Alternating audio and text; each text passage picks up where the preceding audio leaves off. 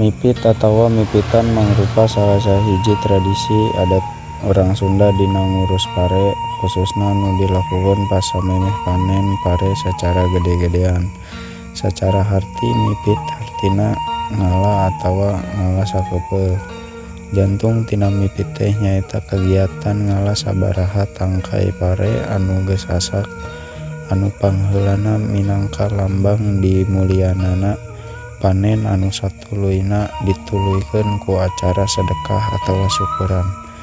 Tradisi ieu mangrupa wujud rasa syukur anu jero ka Gusti Nu Maha Kawasa pikeun rezeki anu rek ditampa, oge mangrupa wujud penghormatan ka Nyi Pohaci Sahyang Sri salaku Dewi Pare dina kapercayaan Sunda baheula anu geus mere kahirupan ngaliwatan sangu. Cara melaksanakeun mipit umumna nuturkeun langkah-langkah ieu. Samemeh panen gede nu boga sawah atawa kolot anu dituju bakal milarian jeung milih sababaraha rumpun pare anu dianggap paling endah tur asakna sampurna. Pare anu munggaran di ala ieu disebut pupunduan atawa pangiwa.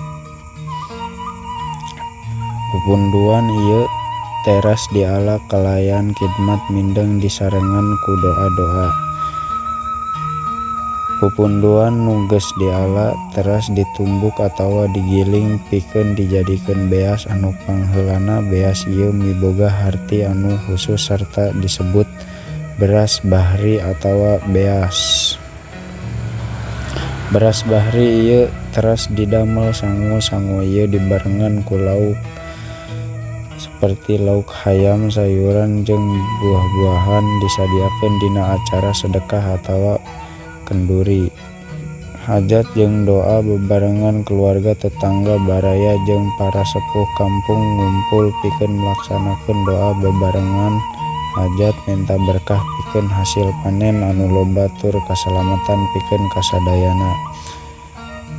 Kadaharan anu geus didoakeun teras dibagikeun ka sadayana anu hadir, khususna ka barudak, jalma anu kurang mampu jeung nu keur gering. Ieu ngagambarkeun kebiasaan ngabagi rezeki jeung kabagjaan. Mipit dilaksanakeun ku saban keluarga petani Sunda anu rek panen pare. Biasana anu mimpin nyaeta indungna kulawarga petani nu boga sawah sarta ngalibatkeun sakabeh anggota keluargana.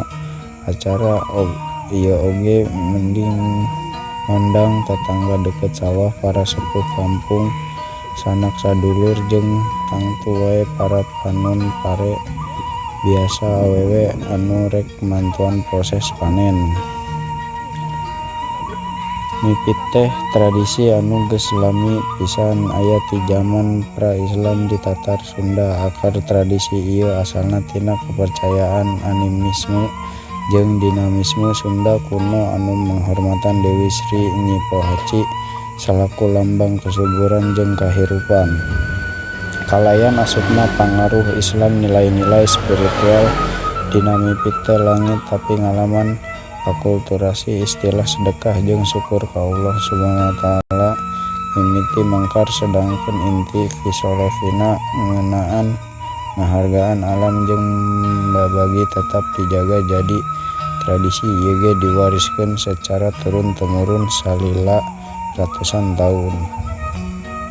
Sangkan mipit teu punah kajangan ku zaman sabaraha cara anu bisa dilakukeun nyaeta terus ngalaksanakeun tradisi ieu di keluarga atawa komunitas petani sanajan sakalana sederhana, jeung sosialisasi mendorong para monoman pikeun mendokumentasikan jeung diajar harti dibalik unggal proses mipit.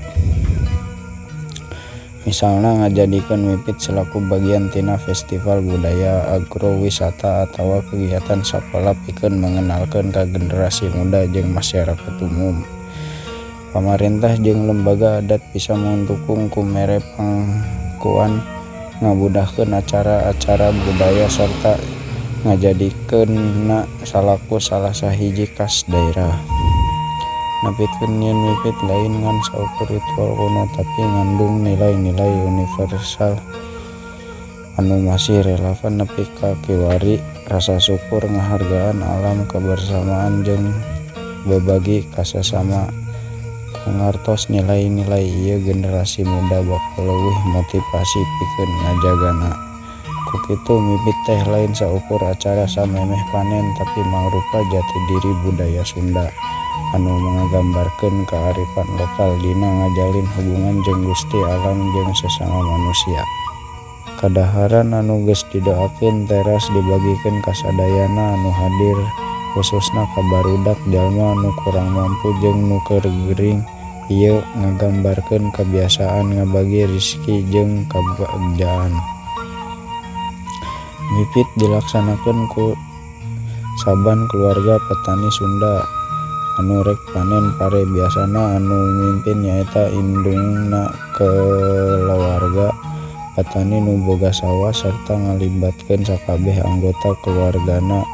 Acara ieu oge mending ngundang tetangga deket sawah, para sepuh kampung, sanak sadulur, jeung tangtu wae para panun pare.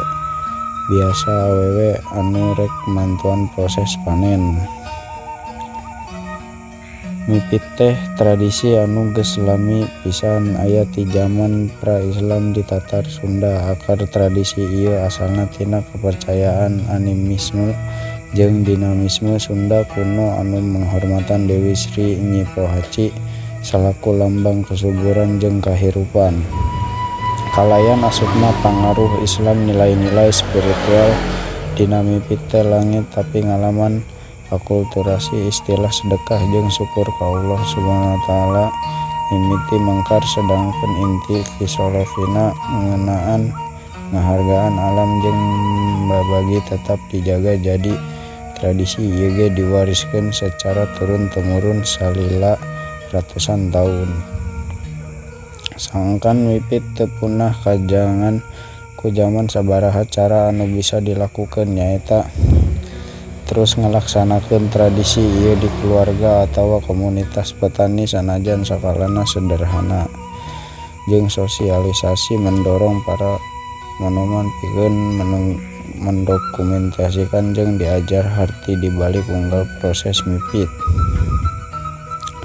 Misalna ngajadikeun mipit selaku bagian tina festival budaya, agrowisata, atawa kegiatan sakola pikeun mengenalkeun ka generasi muda jeung masyarakat umum. Pamarentah jeung lembaga adat bisa mendukung kumere pangkuan ngabudahkeun acara-acara budaya sarta ngajadikeunna salaku salah sahiji khas daerah. Nepikeun yen mipit lain ngan saukur ritual kuno tapi ngandung nilai-nilai universal anu masih relevan nepi ka kiwari, rasa syukur, ngahargaan alam, kebersamaan, jeung berbagi kasesama. Ku ngartos nilai-nilai ieu generasi muda bakal leuwih motivasi pikeun ngajagana. Ku kitu mipit teh lain saukur acara samemeh panen tapi mangrupa jati diri budaya Sunda anu ngagambarkeun kearifan lokal dina ngajalin hubungan jeung Gusti Alam jeung sesama manusia. Anu masih relevan nepi ka kiwari, rasa syukur, ngahargaan alam, kebersamaan, jeung berbagi kasesama. Ku ngartos nilai-nilai ieu generasi muda bakal leuwih motivasi pikeun ngajagana. Ku kitu mipit teh lain saukur acara samemeh panen tapi mangrupa jati diri budaya Sunda anu ngagambarkeun kearifan masih relevan ngajalin hubungan jeung Gusti Alam, ngahargaan alam, kebersamaan, jeung berbagi kasesama. Ku ngartos nilai-nilai ieu generasi muda bakal leuwih motivasi pikeun ngajagana. Ku kitu mipit teh lain saukur acara samemeh panen tapi mangrupa jati diri budaya Sunda anu ngagambarkeun kearifan lokal dina ngajalin hubungan jeung Gusti Alam jeung sesama manusia.